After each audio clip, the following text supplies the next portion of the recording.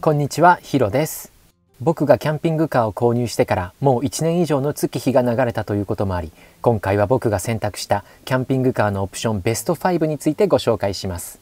キャンピングカーのオプションについて検討しているとき、結構迷ってしまうことってありますよね。こんな時、すでにキャンピングカーオーナーになられた方の実際に選択したオプションや、それを選択した理由などがその判断の助けになることがあります。キャンピングカーのオプションの中には高額なものも少なくない中、そういった先人の知恵を知らずにオプション選択を誤ってしまい、後から後悔をするという方も少なくありません。また、各オーナーの方が選択した数多く存在するオプションの中でも、実際に一定期間使ってみて特にどれが良かったのかということが気になるという人も多いのではないかと思います。そこで今回はランキング形式で僕が選択したキャンピングカーのオプションベスト5についてご紹介します。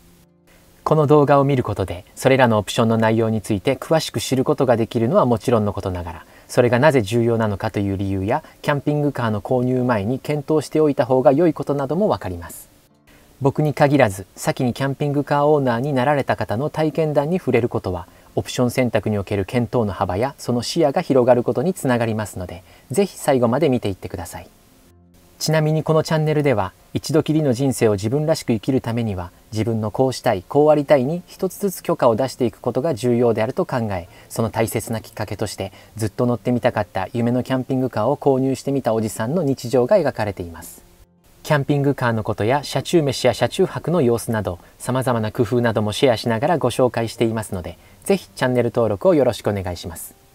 それでは本編に参りましょう。僕が選択したキャンピングカーのオプションベスト5、第5位は AC100V 2口コンセントの追加です。キャンピングカーはその車内に備わった設備などから動く家などと言われることもあります。家の部屋などでもコンセントがどこにあるかということは、家具のレイアウトを考えるときなどに非常に重要な問題となります。もしコンセントが適切な位置に備わっていないと、車内での活動の自由度を下げたり、その配線などによって美観を著しく損ねたりといったことが問題となります。そこで皆さんには、ご自身が検討しているキャンピングカーの車内に標準でどこにコンセントが設置されているかをまずは確認してほしいです。もしその標準の状態で自分の具体的な使用対応上問題ないと思えるのであれば、もちろんそれで構いません。一方、そうでない場合には、具体的に想定される自分の使用対応と照らし合わせて、車内のどこにコンセントがあったらいいかということを考えてみてください。僕の例をいくつかご紹介します。一つ目はダイネットのテレビ用のコンセントです。テレビの電源プラグをジルに標準で設置されているコンセントに挿そうと思うと、このようにその電源ケーブルがだらしなく垂れ下がるような形になってしまいます。したがって僕はテレビの裏側に電源ケーブルを隠すような形で電源プラグをコンセントにさせるよう、テレビ後方の壁面にコンセントを追加設置しました。これによってサードシートからテレビを眺めた際、そのコードが一切目につくことがないので、とてもすっきりとした印象になります。2つ目は iPhone や MacBook Pro などの充電を行うためのコンセントです。僕は普段ジルの車内で過ごす際、サードシートの真ん中にドカンと座って長時間さまざまな作業をこなしているのですが、その時 iPhone などのデバイスを充電したくなる時があります。僕は iPhone を基本的に左手で操作することが多いことや、ジルのダイネットのレイアウト上、サードシートで作業をこなすのであれば、できれば車体の左側から電源が取れることが重要になります。標準でもジルにはセカンドシートの足元にコンセントが設置されていますが、サードシートからは少し遠かったり、足元の方へ潜り込むようにプラグを挿す作業が必要になったりと、あまりスマートではありません。そこでサードシートの座面よりも上の位置で、ダイネットのテーブルの天板よりも下の位置のサードシートに座ったままプラグを抜き差ししやすい位置にコンセントを追加設置しました。これによって iPhone などを充電したいと思った時にさっと充電することができますし、また充電中もコードなどの取り回しがごちゃごちゃしたりせずに済むので、作業の邪魔にもなりません。ちなみにこれは余談ですが、普段簡単に視界に入るコンセントから充電ケーブルなどがだらしなく垂れ下がっていると、せっかくのジルの美観を損ねるので、使用していない時は充電ケーブルなどをいちいち片付けるようにしています。かといって毎日の充電のたびにどこかの収納庫から取り出してまたしまってというのを繰り返すのも手間なので、僕はサードシートに敷いたニトリの長座布団があることを利用して、この長座布団とサードシートの座面との間に隠すようにしておいています。あまり褒められた方法ではないかもしれませんが、パッと見の美観を損なわずに、かつささっと充電ケーブルの取り出しとその後片付けができる裏技ということで、念のためシェアさせていただきます。もちろんこの方法がいいなと思っても、サードシートに2人で座る時など、充電ケーブルやそのプラグの上に座ってそれらを自分の体重で潰してしまうことがないようにだけお気をつけください。3つ目は電気ケトルなどの電源プラグを挿すためのコンセントです。一定の例外はあるものの、僕は何か物を収納したりそれを使用したりする際は適材適所というのを基本的なルールにしています。例えばこういった電気ケトルというのは炊事に関わることなので、キッチン周りのスペースの収納庫に収納したり、使う時もそういったスペースで使用するようにしています。僕のジルにはキッチンにも標準でこのようにコンセントが設置されていますが、シンクやコンロを使うためにそのガラステーブルを上げていると、実際に物を置けるスペースはこの右側の限られた面積だけになってしまいます。またその上部には収納庫が設置されていることもあり、その収納庫底面との距離が近く、電気ケトルでお湯を沸かした場合の蒸気の行き場にも配慮した置き方が求められます。そこでジルにはせっかくこの反対側にもアイランドカウンターが設置されているので、このアイランドカウンターの壁面にもコンセントを追加設置することとしました。これによって広い面積でゆったりと電気ケトルなどを置くことができますし、天井までの距離もある程度確保できますので、蒸気の行き場にもそこまで神経を尖らせる必要がなくなります。こういった感じで3つほど僕の具体例をご紹介しましたが、オーナーごとに車内のどこにコンセントがあったらいいのかというその希望は多種多様だと思います。そういった各オーナーの個別具体的なニーズに対して標準の設定が完全に希望通りの状態にあることを望むのは少し無理があります。ですのでぜひ皆さんにはご自身の具体的な使用対応を想像した上で、必要であれば望ましい位置にコンセントを追加するというオプションを検討していただけたらと思います。僕が選択したキャンピングカーのオプションベスト5、第4位はバックモニターのルームミラーの位置への移設です。先ほどの第5位のオプションについての説明を聞いていただいたり、これまでの僕の動画をご覧いただいている視聴者の皆さんにはすでにお気づきの方も多いかもしれませんが、僕は何か物がごちゃごちゃしたり、それによって美観を損ねてしまったりするのを回避したいと考えることが少なくありません。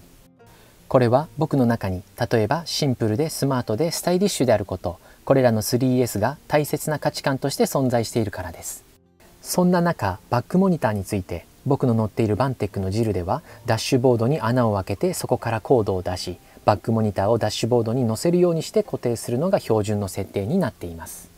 しかし僕はタイヤ空気圧モニタリングシステムとして人気のエアモニ4などもダッシュボード上に固定したくないと思うタイプなので、バックモニターもできれば他の方法での固定ができたらいいなと考えました。そこでキャンピングカーという特殊な車両においては、その車体後方の確認という本来の役割を果たすことができなくなっているルームミラーを取り外して、その位置にバックモニターを移設するというオプションを選択することとしました。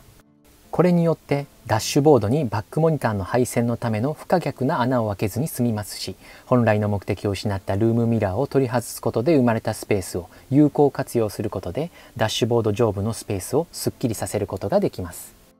以前のオプション選択に関する動画でもご紹介したように、その人ごとによって何に価値を感じるのかという価値観が異なるので、正解は人それぞれです。もっとも仮に僕と似た価値観をお持ちの方には、こういったオプションを選択することで運転席周りやフロントガラス周りの見た目やその印象をすっきりとさせることもおすすめします。ということで第4位はバックモニターのルームミラーの位置への移設でした。ちなみに何気に盲点となる場合もあるので、1点大事なポイントをお伝えしておきます。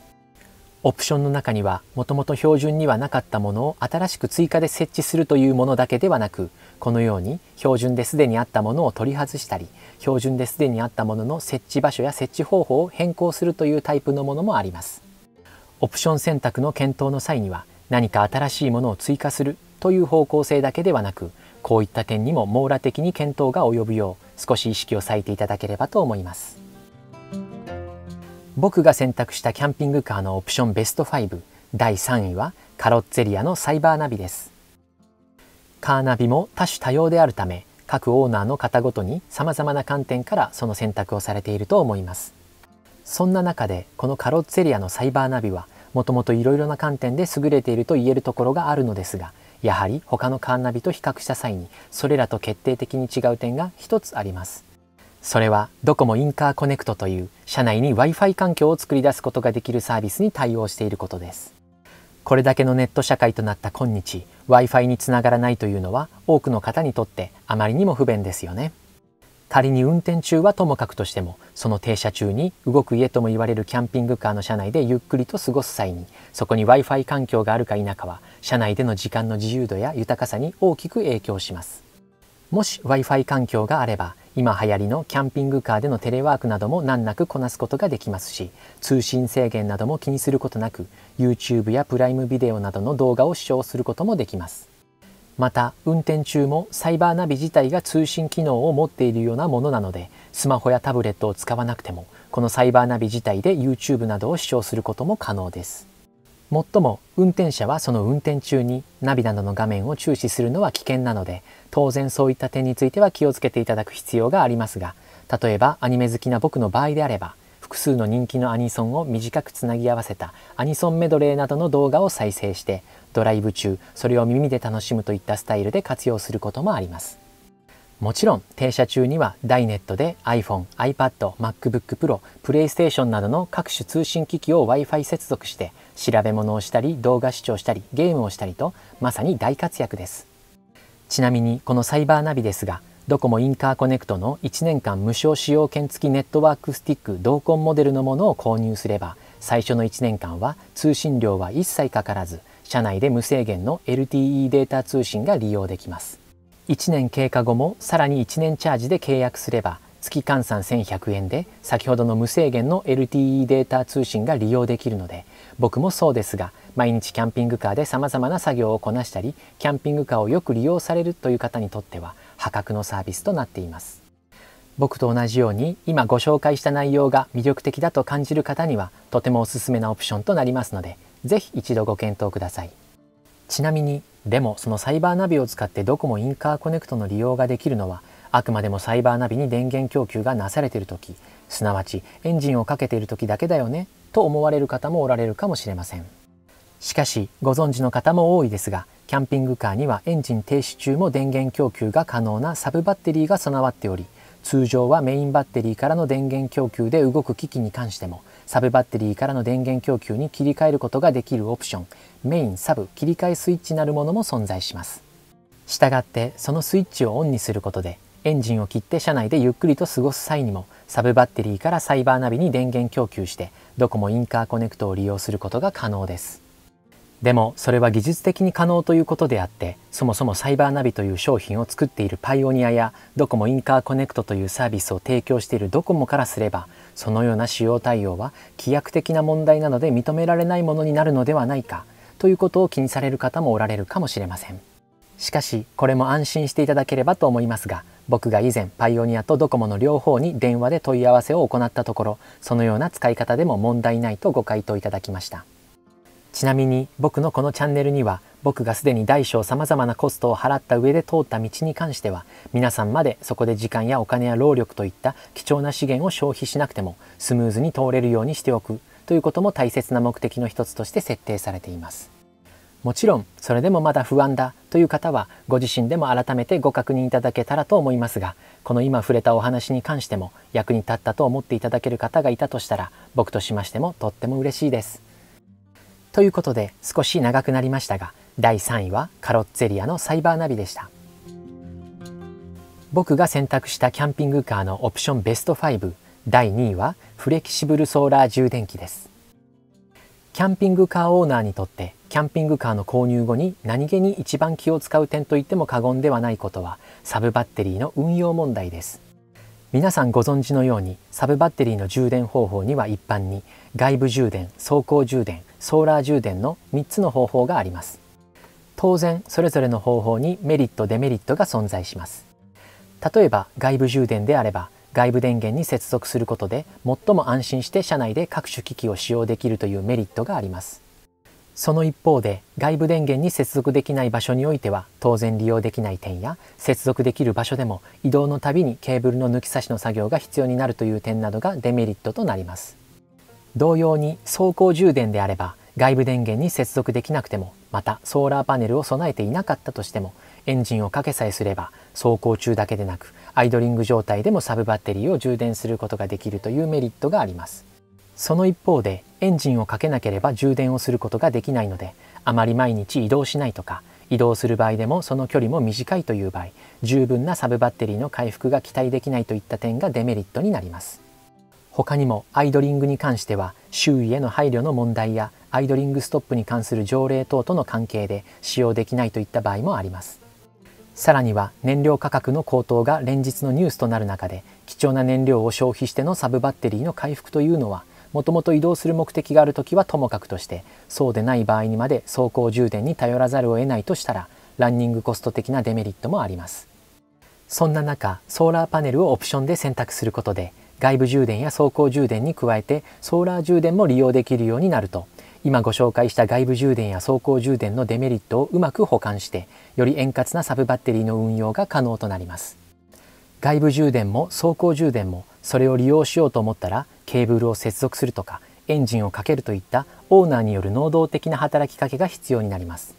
しかしソーラー充電の場合であれば、ただ日の当たるところに車が止まっているというだけで、何もしなくても勝手にサブバッテリーが回復していくというメリットがあるので、サブバッテリーに関するオーナーの心身両面における負担を大きく軽減してくれます。また太陽光という自然の恵みを利用した充電方法なので、毎日どれだけサブバッテリーの回復に寄与したとしても、それに対して外部充電による電気代や走行充電による燃料代といった金銭的コストも発生しないため、お財布にも優しく、とてもエコな充電方法と言えます。僕の場合で言うと、夜間に照明や冷蔵庫などの各種機器の使用によって消費した電気を、晴れた日であれば朝早くから勝手にソーラーパネルが回復し始めてくれています。また日中も iPhone や MacBook Pro などの各種機器を充電したり、テレビやサイバーナビや冷蔵庫などにも同時に電源供給しているにもかかわらず、減らないばかりか、むしろどんどんサブバッテリーが回復していくその様を見ると、いつもとても心強く感じます。またキャンピングカーを使っていない時も、雨の日などが何日も連続するということがない限り、仮に冷蔵庫などの機器の電源を入れっぱなしにするという運用をしていたとしても、サブバッテリーの回復のために何か能動的な働きかけをする必要がないので、正直とても助かっています。仮に外部充電も走行充電もそこまで積極的に利用できない上に、ソーラーパネルがなくソーラー充電までできなかったとしたら、間違いなくキャンピングカーを使っていない時はメインスイッチを切ることになり、冷蔵庫などの機器の常時電源オンという運用は基本的には不可能になります。その場合、冷蔵庫に入れておく必要がある食材や調味料などは、家とキャンピングカーとの間でその都度行ったり来たりを繰り返す必要があります。これはたまの休日にのみキャンピングカーを利用するというスタイルの方ならまだしも、僕のように毎日車内で過ごすというスタイルの場合、到底許容できない煩わしさであり、またその行ったり来たりの様も個人的にあまりスマートではないと感じます。しかしソーラーパネルがあれば、そういったものから解放されて、いろんな意味で自由度が高くフットワークの軽いキャンピングカーライフが可能になります。また近年ではキャンピングカーを利用したオフグリッド生活や、いつ来てもおかしくないと言われている大きな地震などに備える災害対策といった観点からも、ソーラーパネルがあることによる恩恵は計り知れません。当然初期投資としてソーラーパネルの設置のためにかかる金銭的コストは決して小さくはないものになりますが、その必要性を感じている方には安易に妥協することなく、しっかりと検討を行うことをお勧めします。ということで第2位はフレキシブルソーラー充電器でした。ちなみにこれは完全に余談ですが、僕はこのジルのバンク上部にフレキシブルソーラー充電器が乗っている顔を前から眺めるのが大好きです。スーパーなどで買い物をして車に帰ってくるたびに、あれどこのイケメンくんが止まっているんだろうとニヤニヤしているキモいおじさんがいることはどうか秘密にしておいてください。僕が選択したキャンピングカーのオプションベスト5、第1位は 3D パノラミックビューです。これについては以前それだけをピックアップして詳しくご紹介した動画や、それを実際に使用している様子なども入れた車中泊動画もありますので、そちらも合わせてご覧いただけたらと思いますが、僕の中で堂々の1位を獲得しました。であるにもかかわらず、これが現在はもうバンテックでのキャンピングカーの購入の際のオプションとして選択できないようになってしまったということを聞いたときは、とても衝撃を受けました。しかしこのオプションに関して僕が今からお話しする内容の中に、キキャンピングカーファンの方やキャンピングカーを作っているビルダーの方など、キャンピングカー業界全体にとってとても重要な話が含まれているのではないかと感じています。すでにこのオプションがどんなものかご存知の方には少しだけおさらいになりますが、 3D パノラミックビューは車体の前面、背面、左側面、右側面にそれぞれ設置された4つのカメラの映像を合成することで、バックモニターに単に車体後方の映像を表示するだけでなく、車体上方から俯瞰したような映像も表示できるので、運転中や駐車時などにとても大きな効果を発揮します。また 3D というだけあって、自社を 3D で透明に描写しながらサイドミラーや後方カメラなどを利用しなければ本来運転者が目視することができないキャンピングカーの車体側方後部や車体後方を一括して確認するモードなども存在します。さらに4つのカメラの映像を一括で表示できる4分割表示モードも存在し、停車中などはこのモードにすることで車体の前方、後方、左側方、右側方、その全周囲の状況をいとも簡単に把握することもできます。また USB メモリーを接続すると、これらの4つの映像をすべて録画することができるドライブレコーダー機能まで備えており、まさに以前僕が動画で神オプションとしてご紹介したその名に恥じぬものとなっています。僕のまだ小さなチャンネルの中でもこの 3D パノラミックビューをご紹介した動画は、特定のオプションのみをピンポイントでご紹介したある意味でとてもニッチな内容であるにもかかわらず、多くの方にご覧いただき、またそれだけでなくとても多くの高評価までいただきました。これは単に僕だけでなく、僕以外にもこの 3D パノラミックビューがあることで実現できることや、それによってもたらされる恩恵が軽視できないほどに大きなものだと感じた方が少なくなかったからではないかと感じています。ちなみにこの神オプションをより強化する上で重要なサブ的なオプションがあります。一つはエンジン停止中も 3D パノラミックビューの機能を利用するために必要なメインサブ切り替えスイッチの設置です。これによってサブバッテリーから電源を供給することで、本来は主に運転中にのみ利用されることを想定して作られたであろう 3D パノラミックビューの機能を停車中にも利用することができるようになります。もう一つは HDMI ケーブルの設置です。細かな点については以前の動画でご確認いただきたいですが、この HDMI ケーブルをダイネットのテレビと接続することで、停車中にダイネットでゆっくり過ごす際にも、そのダイネットに設置された大きなテレビの画面で車内から車外の様子を360度すべて簡単に把握することができるようになります。しかも車外に設置されたカメラ映像を利用しているので当たり前の話ではありますが、カーテンや車高スクリーンなどを一切開けることなく、すなわち外部から車内の様子を覗かれてしまうということはないのに、車内からは一方的に外部の状況を把握することができる、そんな状態も実現可能です。